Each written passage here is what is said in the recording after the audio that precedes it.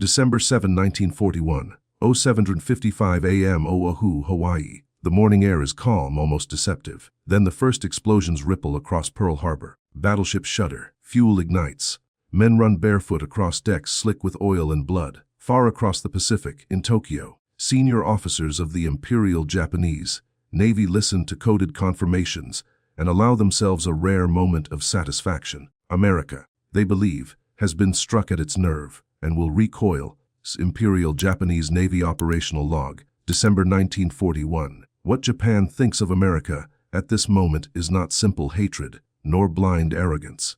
It is a carefully constructed belief system, decades in the making. To Japanese military leaders, America is rich, industrial, and loud, but soft, a nation of merchants, not warriors. A society addicted to comfort, unwilling to endure sacrifice, and fundamentally unprepared for a long, brutal wars. Imperial Army War College Lecture Notes 1938. This belief is not fringe opinion, it is doctrine. Japanese officers are educated to see war as a test of spirit, not material. They study Bushido, the way of the warrior, as both moral code and strategic lens. In their worldview, morale and willingness to die outweigh factories and fuel depots.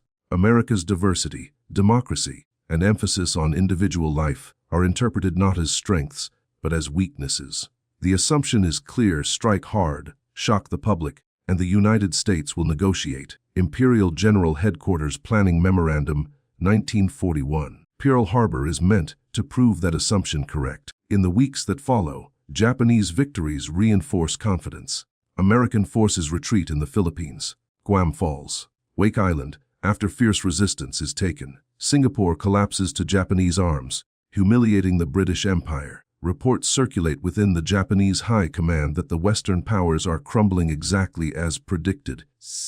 Imperial Army Situation Reports, January-February 1942. Within these reports, Americans are described with a peculiar mix of contempt and curiosity. Japanese intelligence notes American bravery at the small, unit level. Pilots who fight on with damaged aircraft. Marines who refuse surrender. But these acts are dismissed as individual exceptions, not reflections of national character. The broader judgment remains unchanged. America lacks the stomach for prolonged bloodshed. Japanese Military Intelligence Summary No. 12, 1942. Japanese propaganda amplifies this view for domestic audiences.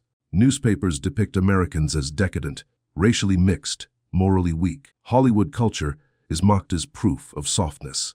American soldiers are portrayed as reliant on machines, unable to fight without overwhelming support. The message to the Japanese public is reassuring: the enemy is powerful, but hollow, as the Asahi Shimbun Wartime Editions, 1941-1942. Yet even in these early months, cracks begin to appear. Japanese naval officers studying American responses notice something unsettling. Despite the shock of Pearl Harbor, the United States does not sue for peace. Instead, factories surge. Shipyards expand, training programs multiply, new aircraft types appear with alarming speed. Japanese planners had expected hesitation. What they see instead is acceleration. Imperial Navy Technical Intelligence Report, mid-1942. At midway in June 1942, this unease deepens. Japanese commanders enter the battle convinced they are executing a decisive blow. Instead, they lose 4 fleet carriers in a single day. Worse than the loss itself is what it reveals. American pilots recover quickly from early mistakes. Intelligence coordination improves. Carrier operations show flexibility Japanese planners did not expect. Is combined fleet after action report, June 1942. Privately, some Japanese officers begin to revise their assessments. Diaries from naval aviators describe Americans as persistent and unwilling to accept defeat. One officer writes that Americans fight without elegance, but without stopping. Naval Aviator Diary, Yamamoto Archives. These observations remain unofficial, whispered rather than broadcast. Still, imperial doctrine does not change. The prevailing belief is that America's strength is artificial, propped up by industry rather than soul. Japanese leaders convince themselves that mounting American casualties will eventually fracture public support. The longer the war drags on, they argue, the more pressure will build inside a democratic society to quit. Imperial Army Strategic Estimate, 1942. This belief shapes Japanese strategy across the Pacific. Rather than aiming for quick annihilation, planners focus on attrition. They seek to make every island invasion costly, every advance painful. The assumption is that American tolerance for death is limited. Break the will, and the war ends. Imperial Defense Policy Directive, 1943. But this assumption misunderstands something fundamental. As the war continues, Japanese soldiers encounter Americans face to face in places like Guadalcanal. They observe Marines enduring heat, disease, and horrific losses without retreat. They see wounded Americans evacuated rapidly, replaced just as quickly. They note that American units rotate, recover, and return to combat refreshed, a practice unheard of in the Imperial Army. Japanese field officer reports, Guadalcanal campaign. These observations unsettle frontline troops. Letters home express confusion. Why does the enemy not behave as expected? Why do they keep coming? Why do they not break? Censors remove many such passages, but not all. Japanese Home Ministry censorship records, 1942-1943. By late 1943, a quiet contradiction sits at the heart of Japanese thinking about America. Officially, the enemy remains weak-willed. Unofficially, many officers recognize that American society has mobilized in ways Japan failed to anticipate. The machine they mocked has become relentless. Imperial General Headquarters Internal Correspondence, 1943. This tension between belief and reality will shape every major decision Japan makes for the rest of the war. It will influence how fiercely islands are defended, how surrender is viewed, and how victory is still imagined even as defeat looms.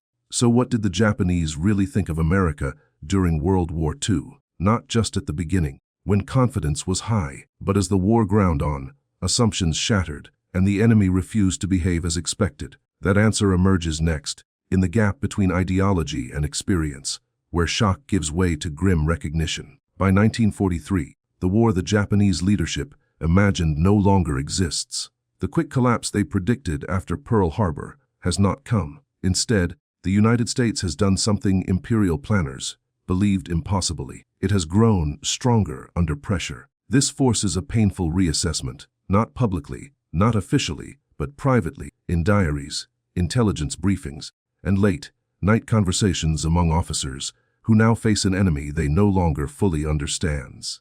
Imperial General Headquarters Intelligence Review, 1943. The first major shock comes from American production. Japanese economists had warned that U.S. industrial capacity was vast, but military ideologues dismissed the numbers as irrelevant to willpower. By mid-1943, the evidence is undeniable. American shipyards are launching new aircraft carriers faster than Japan can replace pilots. Aircraft losses that would cripple Japan barely register in American planning tables.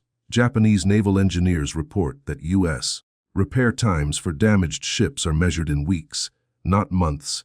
Imperial Navy Technical Bureau Report, August 1943. This realization begins to change how Japanese officers think about American soldiers. They are no longer viewed simply as pampered civilians in uniform. Instead, they are increasingly described as extensions of an industrial system, fighters backed by inexhaustible support. One Japanese intelligence summary notes that American troops fight with the confidence that replacements, food, and evacuation are guaranteed. See Japanese Army Intelligence Bulletin No. 27, 1943. This confidence, Japanese analysts conclude, is a form of morale Japan cannot easily match. Nowhere is this shift clearer than in the brutal fighting of the Central Pacific.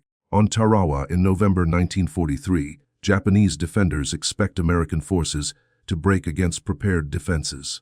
The reef, the fortified bunkers, and overlapping fields of fire are designed to annihilate landing forces. When the Americans land anyway, waiting hundreds of yards under fire, Japanese officers observe something deeply unsettling. The assault does not stop, even as casualties pile up. Instead, American naval gunfire intensifies. More waves come ashore. Flamethrowers, engineers, and tanks are brought forward systematically. Imperial Navy Garrison reports, Tarawa. After Tarawa falls, Japanese post-battle analysis struggles to explain the outcome. The defenders fought to near extinction, exactly as doctrine demanded. Yet the Americans accepted losses that Japanese planners believed would shatter public opinion at home. Instead, American media frames Tarawa as proof of resolve rather than futility. Japanese officers reading translated broadcasts are stunned. Imperial Army Psychological Warfare Assessment, December 1943. This forces a grim conclusion. America does not fear casualties in the way Japan assumed. By 1944, frontline Japanese soldiers have developed a far more nuanced view of their enemy than Tokyo propaganda allows. In the jungles of New Guinea and the mountains of Saipan, they encounter Americans who rotate units, rest troops, and deliver overwhelming firepower with precise coordination. Japanese field reports describe American soldiers as methodical, patient, and dangerously adaptable. Japanese Southern Army Field Reports, 1944. The contrast with Japanese doctrine becomes painfully clear. Imperial forces emphasize endurance to death, but lack the logistical depth to sustain prolonged combat. American forces emphasize survival, recovery, and return to battle. To Japanese soldiers watching medevac planes land and depart under fire, this system feels inhuman in its efficiency. Imperial Army Medical Service Observations, 1944. Saipan marks a psychological breaking point. When American forces land in June 1944, Japanese leaders realize that defeat here will bring U.S. bombers within range of the home islands. The defense is desperate, uncompromising, and catastrophic. As the battle unfolds, Japanese officers observe Americans adapting tactics daily, changing landing patterns, improving artillery coordination, and exploiting weak points faster than anticipated. See Imperial General Headquarters Saipan Reviewed. The civilian suicides that follow Saipan's fall are not only acts of fear, but products of propaganda that still portrays Americans as brutal monsters. Yet even here, contradictions emerge. Survivors report humane treatment, medical care, and restraint. These reports are suppressed, but they circulate quietly among military circles. Japanese Home Ministry Internal Reports, 1944. By late 1944, Japanese strategic assessments no longer describe America as weak-willed. Instead, they describe a nation driven by momentum. American society, once assumed fragile, appears unified by the war itself. Japanese officers note that racial divisions, labor unrest, and political debates have not paralyzed production or recruitment. If anything, war has focused American energies. Imperial Army Strategic Estimate, November 1944. This recognition fuels Japan's final strategic gamble to impose such horrific losses that American resolve will finally crack. The defense of Iwo Jima and Okinawa is designed not to win militarily, but to break psychologically. Japanese planners openly state that victory now means forcing negotiation, not battlefield success. Imperial Defense Council Minutes, 1945. Yet even as kamikaze attacks inflict damage, American operations continue. Ships are repaired, pilots return, new units arrive. Japanese pilots witness American carrier decks crowded with aircraft only days after attacks meant to cripple them. Imperial Navy Aviator Debriefings, 1945. By the time American forces reach Okinawa, many Japanese officers understand the truth they once denied. America's strength is not softness disguised by wealth. It is a different kind of hardness, organizational, mechanical, and collective. A society capable of absorbing shock and converting loss into momentum. Imperial Army Post, Okinawa Analysis. What Japanese leaders now think of America is no longer contemptuous. It is fearful, grudging, and analytical. But the war has reached a point where understanding no longer changes outcomes. The machine is in motion. The assumptions that launched Pearl Harbor are in ruins. The final evolution of Japanese perception, after defeat, after surrender, after the unimaginable, will come only when the war ends, and the enemy they misjudged stands, not as conqueror alone, but as occupier. That reckoning comes next. August 15, 1945, Tokyo. The radio crackles, then steadies.